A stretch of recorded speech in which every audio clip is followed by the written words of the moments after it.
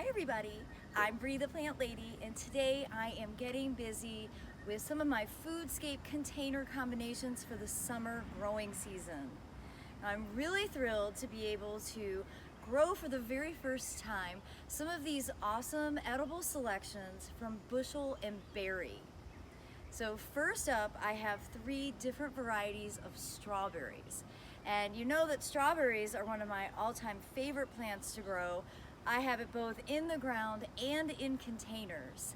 And for this summer season, because I'm clearly not ready to plant anything in the ground right now, my spring display is still in full swing. I'm going to get these 3 new to me strawberry varieties put into mixed Foodscape container combinations. Now, each of these varieties is really unique in that they have different colored flowers. All the fruit tastes delicious, exactly what you want in your strawberries. So the one I have right here, this is one called Scarlet Belle. And this is really unique in that it has dark red flowers. But better than that, I have a ripe fruit right here, and I'm gonna go ahead and sample live and on camera.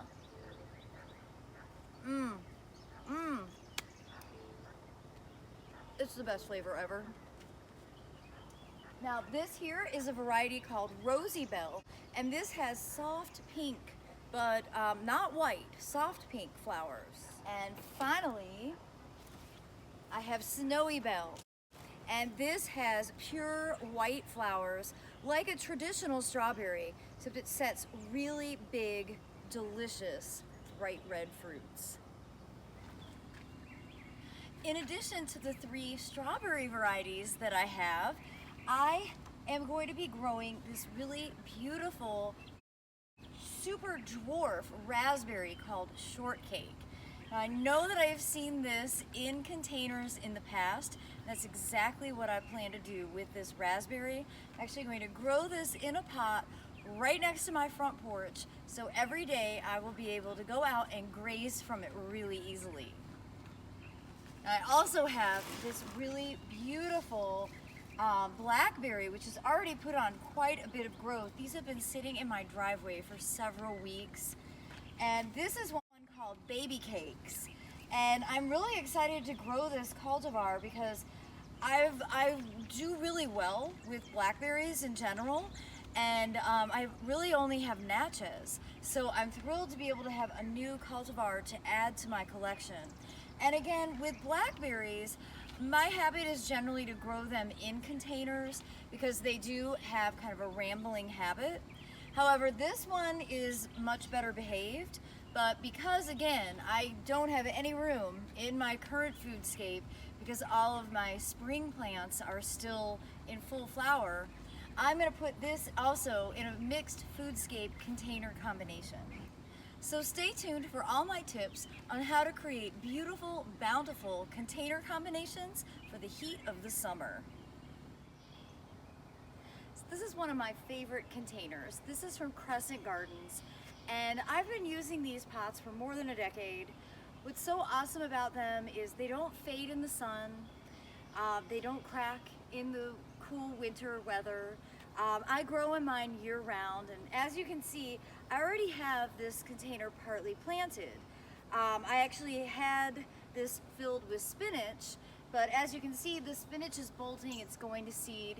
I had already harvested what I needed from it, and so I've got this open space in front, which is ideal for a spiller element, which I think one of these strawberries would be the perfect candidate for that placement. So if you remember the kind of typical approach to container gardening, thriller, which in this case is this Roma tomato that's growing really well, filler, which are these purple cabbages, and then of course the spiller. And so all I need to do is make sure that I know which variety I'm putting in here. I always try to save my labels, and I will just dig a hole wide enough for this strawberry to go in. I'll get that planted. I'll fertilize with some garden tone, mulch with triple shred hardwood just to finish off the planter, and then this will be ready to roll into its permanent place for the summer season. Well, Well, I think this Foodscape container looks great, situated right here next to my live wall, and it has easy access to a hose, so I'll be able to keep it watered through the heat. So in the spirit of creating a more traditional Foodscape combination, which includes both ornamentals and edibles, I have put together a collection of plants that I'm really excited about growing. So first I have Mountain Fresh Plus tomato. This is a new variety out of NC State's breeding program. I have one of my all-time favorite coleus. This is, I think, Japanese brocade. And then I have two new ornamentals that I am trialing. So this is Dianthus Jolt Purple. And look at those awesome flowers. I think that'll be really pretty. And I think this is the second year that I've trialed this one. This is Easy Wave Sky Blue. And you know, petunias traditionally aren't super reliable here in North Carolina, but this one I think made it through most of the summer last year. And then of course I'm going to include one of the Bushel and Berry strawberries in here. I'm going to put Snowy Belle into this container combination.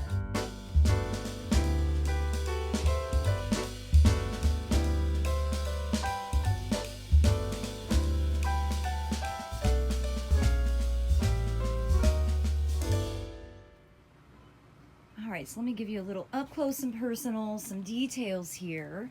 You see, there's that strawberry. It's going to be convenient to be able to harvest these ripe fruit. Now, I have, of course, filled it with my favorite soil cube compost. And then I have top dressed with triple shred hardwood. And that's what I use out in my landscape. But I've also found that it's just a really good way to kind of finish off your container plantings, especially when you're growing tomatoes. They are so prone to soil-borne diseases that you're really better to mulch the surface to avoid any potential splash up on their foliage. My friend Rita Randolph, who's really like the queen of container gardening, shared that tip with me, you know, 2 decades ago, and I just think it's really good advice. And some other good advice is don't plant things that look like they may have a problem. So, you know, mealybugs are a big concern, and you often buy mealybugs, like you buy them from a nursery. In this case, I have mealybugs on the stem and the foliage, so that foliar mealies, which need to get treated with insecticidal soap. But then when I undid the root ball, there's something else going on in here. There are root mealybugs active in here, as well as some sort of like fungal issue. So I've definitely learned, don't pot sick plants. You're going to get all the rest of your plants infected. So I need to put this poor coleus into rehab, and that'll help ensure that the problems that are existing on this plant, which I purchased at a nursery, don't spread to everything else. So these twirly stakes are really one of my favorite ways to be able to secure tomatoes, at least at the beginning of the growing season.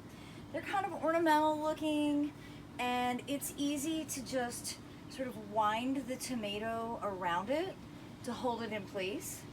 This might not be the solution for the entire growing season, but that's precisely why I reevaluate all of my container plantings midway through the summer, because some of these things are going to grow really big, and they're going to need to be transplanted either into the ground or into different containers.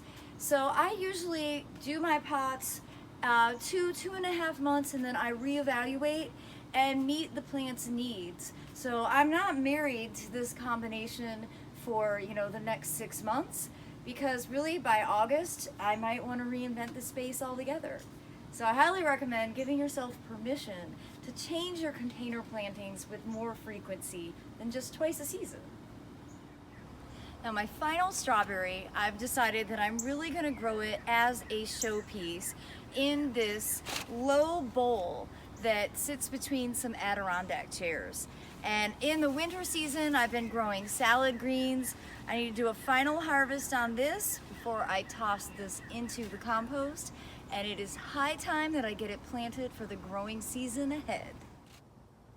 Well, I love how this planter turned out with the beautiful Bushel and Berry strawberry mixed with some mint. This will be an ideal combination for summer cocktails. Now, I look forward to giving you updates on all 3 of these Bushel and Berry strawberry plants. I have high hopes for a very successful, bountiful season ahead. And stay tuned for my next video, which will feature how I'm going to grow the raspberry and blackberry from the Bushel and Berry series. Now, if you found this video to be helpful, please give me a thumbs up, subscribe to Breathe the Plant Lady, and hit that bell notification so you'll know when I post a new video. As always, thanks so much for watching, everybody.